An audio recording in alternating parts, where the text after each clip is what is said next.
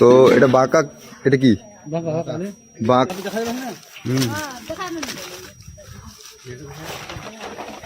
তো বন্ধুরা চন্দ্রবড়া সাপ, ঠিক আছে। তো আমি স্টিক আনা হয় না, স্টিক আনার কারণে দেখতে পাচ্ছেন আপনারা কিরকম অবস্থা, সিচুয়েশন। তো আমি এখন সাপটাকে ধরেছি। আমি ভেবেছিলাম যে এটা র্যাসেল ব্যাপার হবে, আমি ভাবতেই পারি না। তো ভিডিওটা একটু ধরুন, আমি হাতে করে একটু ক্যাচিং করতেই যাবে।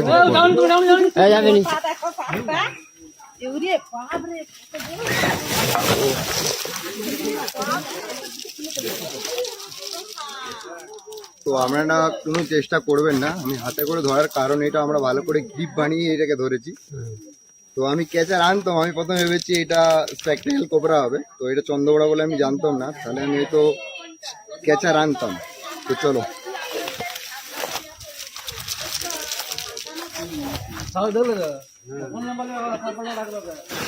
বড় সাপ,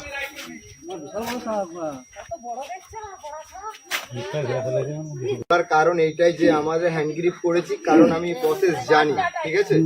প্রসেস জেনেই আমরা এখানে হ্যান্ড গ্রিপ করি। তো এখানে কোনো গাফিলতি হওয়া যাবে না, একটু গাফিলতি বলে আমার জীবন শেষ।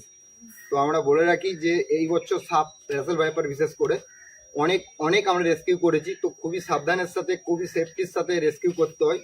তো আমাদের দেখে কেউ চেষ্টা করবেন না, একমাত্র ট্রেনিং প্রাপ্ত যারা তাদের কাছে প্রশিক্ষণ নিয়েই আপনারা ভিডিও ক্যাপচার করুন বা ভিডিও করবেন, ঠিক আছে। আমার বলার একটি কারণ, ঠিক আছে, প্রথমে সেফটি আপনাকে, ওয়ান কিস লাইভ মিস, এটা আগে জানতে হবে, ঠিক আছে। তো চলো এটাকে আমরা এখন পারফেক্টলি ক্যাচিং করে নেবো, ঠিক আছে, উদ্ধার করে সেই ভিডিও ছাড়ার ভিডিও আপনাদেরকে অবশ্যই দেবো, ঠিক আছে। তো হেড গ্রিপ,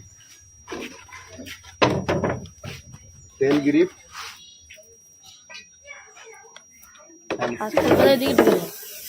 প্রেসার কুকারের সিটি, প্রেসার কুকারের সিটি।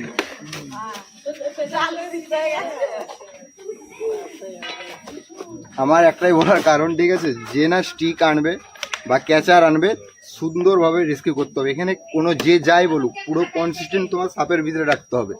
সাইডে কে কি বলছে, কতজন আছে, কোনো দেখার দরকার নেই, স্মার্ট হওয়ার দরকার নেই, ঠিক আছে। এটা সাপ, প্রথম তোমাকে সেফটি রাখতে হবে, তারপর তুমি লোককে সেফটির কথা বলবে, ঠিক আছে। তো আমার একটাই বলার কারণ, ক্যাচার না হলেও স্টিক দিয়েও সাপকে রেস্কিউ করা যায়, ঠিক আছে। But full safety this catcher, ঠিক আছে, one of the best stick and catcher.